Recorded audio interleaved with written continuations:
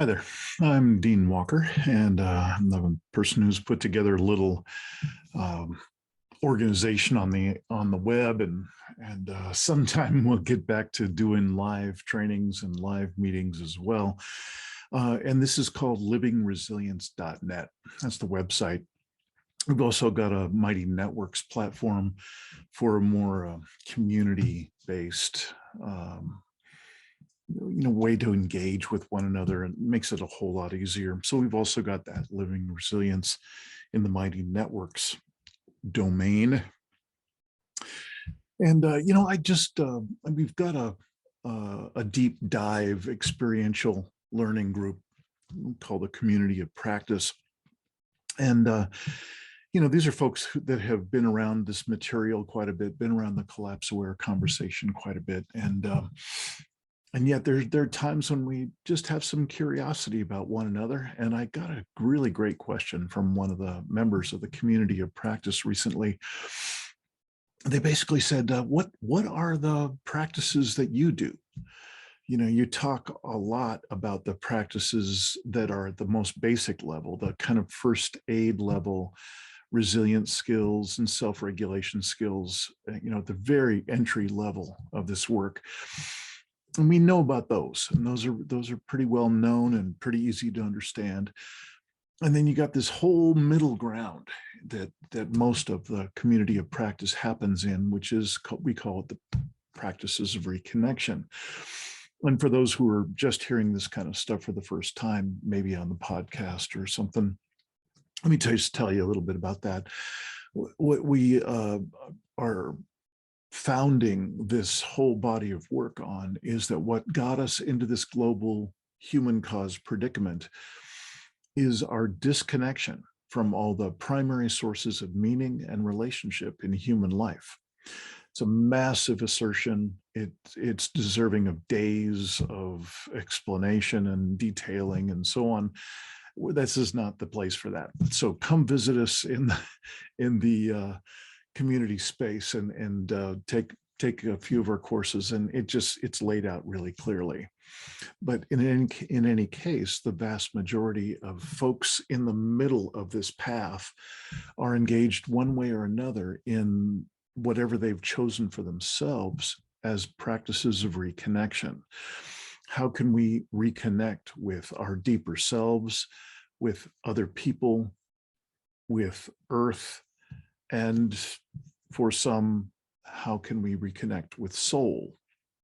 Because again, the assertion is that we've disconnected from each of those dimensions of human life.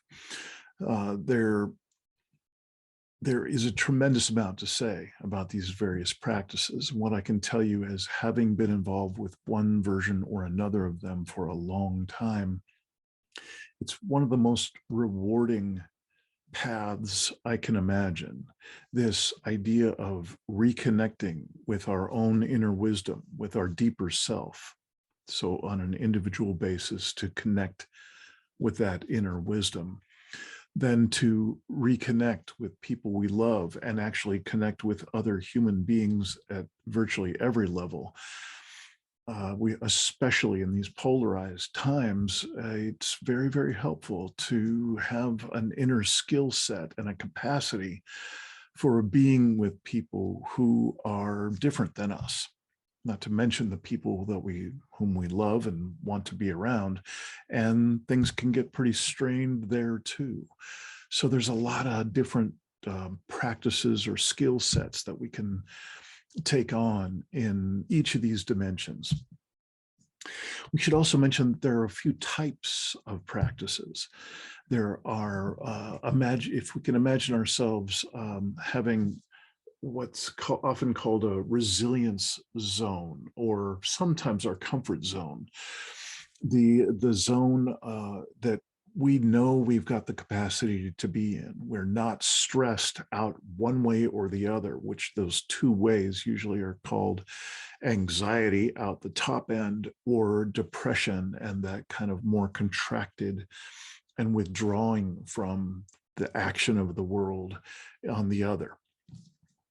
So with those two kinds of arousal, if you will, hyper arousal or hypo arousal, there are two different kinds of practices that can be useful in some way for both of those.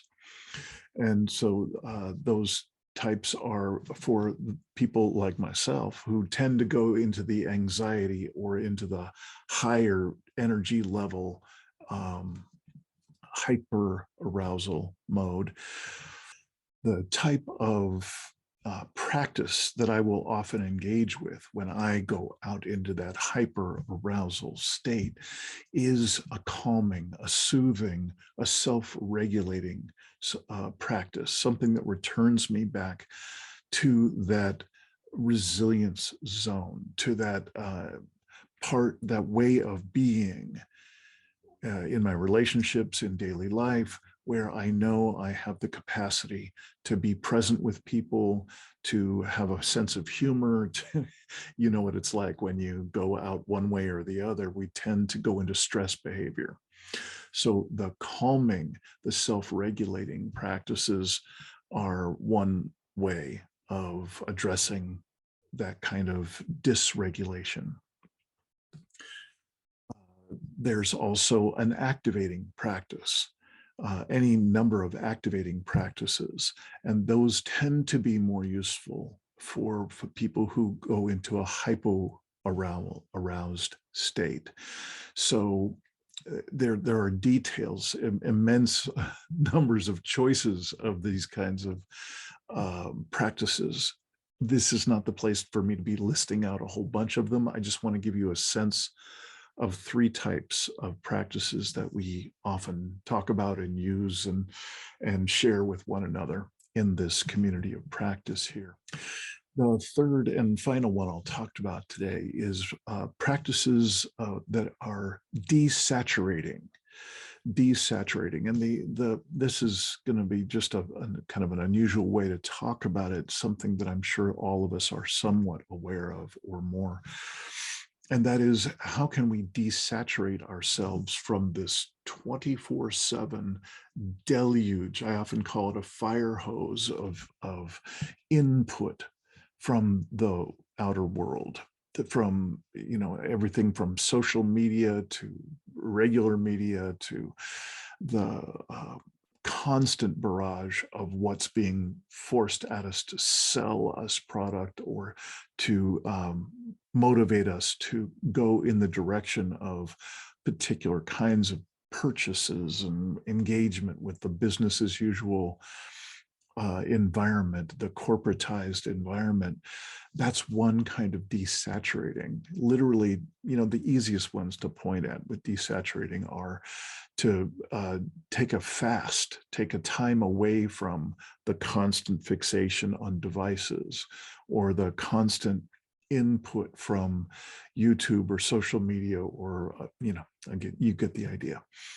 There's another kind of desaturating practice that I'd like to mention that we get to in the kind of the more advanced classes and courses and events and sessions that we do together in the community of practice. And that is the kind of saturation that we've all experienced since birth. There's saturation of a controlled narrative, a number of controlled narratives that have been quite deliberately set in motion and are pervasive. They are constantly with us, constantly immersing us in a controlled narrative. And those are a bit more difficult to talk about because we know that they're going on. We are used to it now, especially with the controlled narrative of everything on the internet. We know that we are interacting with internet companies that know more about us than our own intimate relationships do. There's an extraordinary amount of control and influence behind the scenes in virtually every part of our media and internet world right now. So I just wanted to again, articulate the three different kinds of practices and why we're doing them. Practices of reconnection, hoping to reconnect ourselves with those core primary resources that we were born with, which is to be connected with, to have an innate ability to be in relationship with other people, inner sensitivities within ourselves, that inner wisdom, and a connection with Earth herself. Let's just talk for a couple of minutes about some of my practices. And these are just a couple from each to be representative so that people can understand a little bit about, the things that I talk about an awful lot when I'm in circle with the community of practice. And up till now, I just haven't shared as much as I think I should have, because I have this curiosity from, I'm sure, from a few people in that community. So when I look at my own inner practices, reconnecting with my own inner wisdom and inner sensitivities, there is no more important focus for me to have personally than what I consider to be the greatest cost, both individually and collectively, of this disconnection. And I call this cost, this greatest cost of all, that we have forfeited our center, that place in ourselves that if we really had it, we would have a sense of a grounded presence within ourselves, and a locus, a seat, if you will, for our attention and for our awareness. And my read on basically the entire business as usual global culture, and especially here in the US, is that we have collectively forfeited that center. I know it's a huge assertion, and again, these are distinctions that we can go into, and if you'll join us in some of the basic courses that'll introduce you to these conversations. But I just find this to be an extremely valuable and important conversation, and it's and this practice of bringing myself back to a center, to an internal reference for how do I determine what's actually going on right now and right now and right now, in this relationship moment, or in this transaction moment, or in this sense-making moment. I need to have a place to be able to determine what is actually true, what is actually going on here in a post-truth world, in a fake news world, in a propagandized world. It's extraordinarily rare to have someone really have a strong suit in terms of experiencing and coming from this kind of center. So there are a number of practices that I do. There's an active whole part of this study that's about sense making. And there are a number of really strong, really tremendously adept polymaths, people who have a number of areas of expertise that overlap, and they are really equipped to be able to offer us collectively some coaching, some direction in how do we reclaim our ability to make sense of this world, sense making. So there are a number of sense making practices that I engage with every day. Also in terms of center, I have a pretty strong practice ongoing, and this has actually been going on for 30, 40 years, excuse me, for me. And that is to have an ever-growing awareness of what triggers me in the world. What are the things that really bug me, really get me off center in a relationship moment, in an interaction with a client, or with someone, vendor on this, in the store, a personal friend, my intimate partner. I have really taken years now to track through what does it look like when I get to a threshold where I'm triggered, where I find myself angry and I find myself dissociated, and I'm far less present with the person than I was just moments before.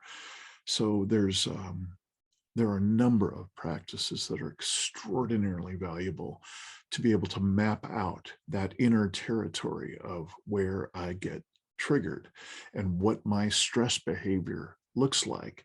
And I've also learned to ask my intimate partner and my good friends, and especially in the circle that I was describing in the community of practice, that's one of the ways we can most be of service to one another, is we can hold space for one another, and we can also help each other out to see the things that we don't easily see in ourselves.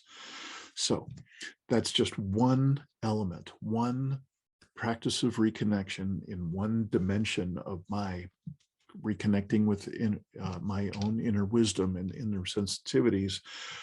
I'm going to move on to other ones to just give an example in each one. The next one would be about reconnection with other people. And, I've actually already mentioned it a little bit, but by far the most important skill set for me to reconnect with other people in a good way is to keep building this skill of sitting in circle with other people, intentionally in circle dynamics, which is, it's sometimes called circling, it's called authentic relating, it's called nonviolent communication. There are a number of different methodologies now available.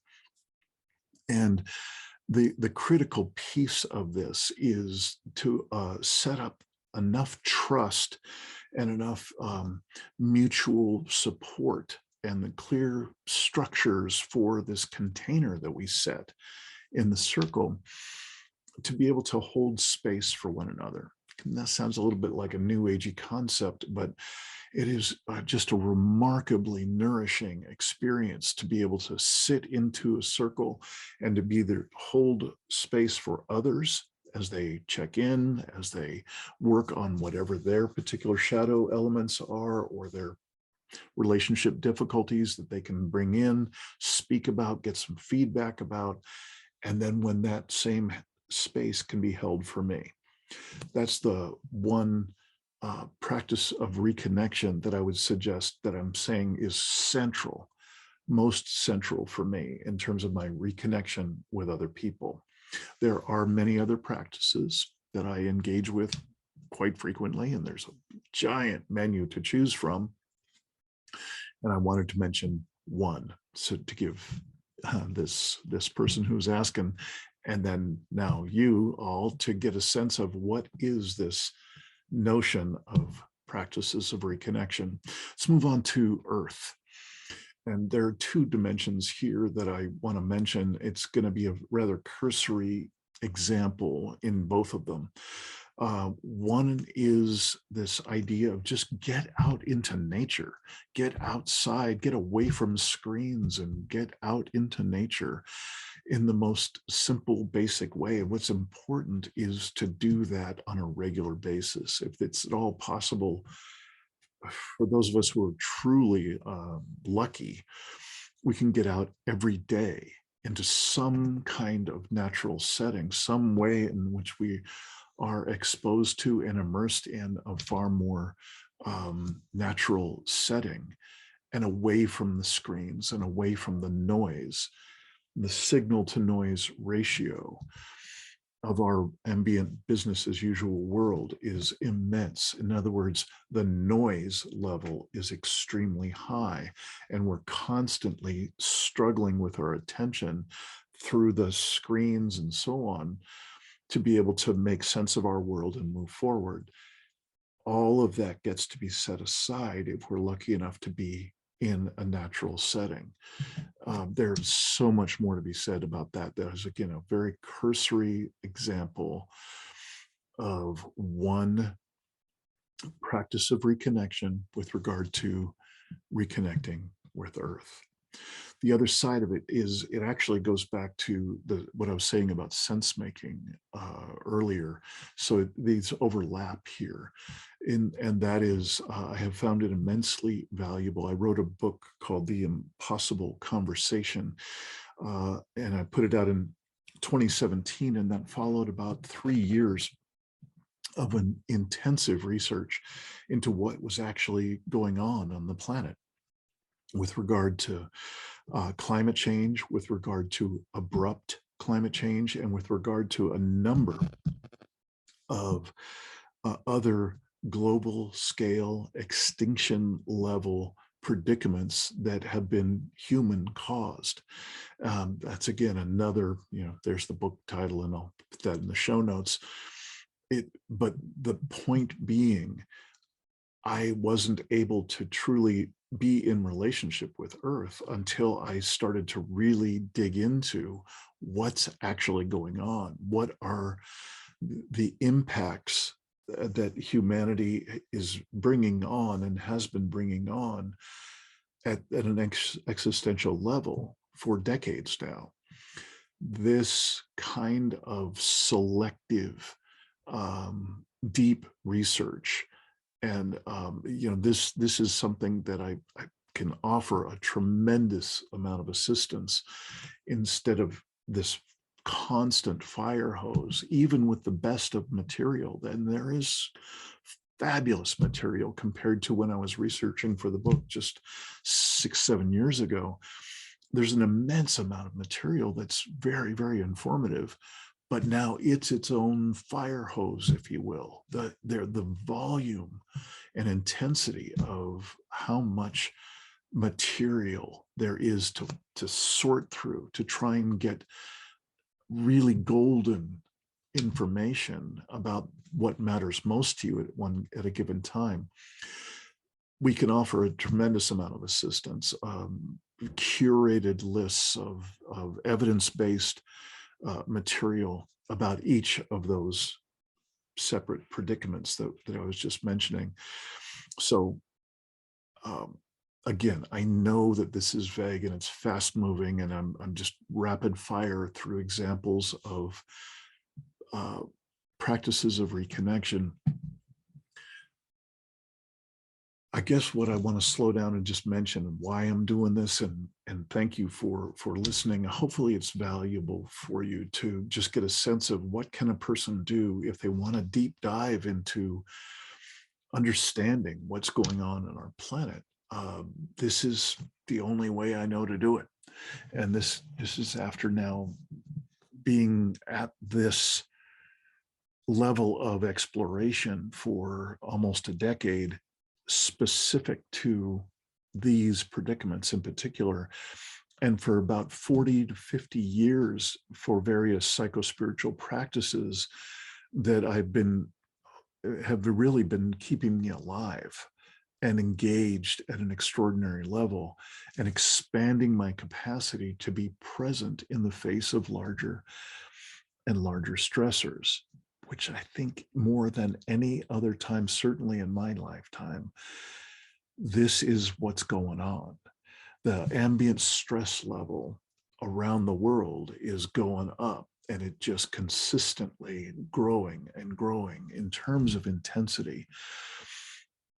And the point of this whole practices of reconnection and this whole body of work with this living resilience and community of practice that I'm talking about, the whole point is, how can we be more and more present, more and more alive, further and further away from the despair and the fear and the polarization that we seem to be immersed in more than ever?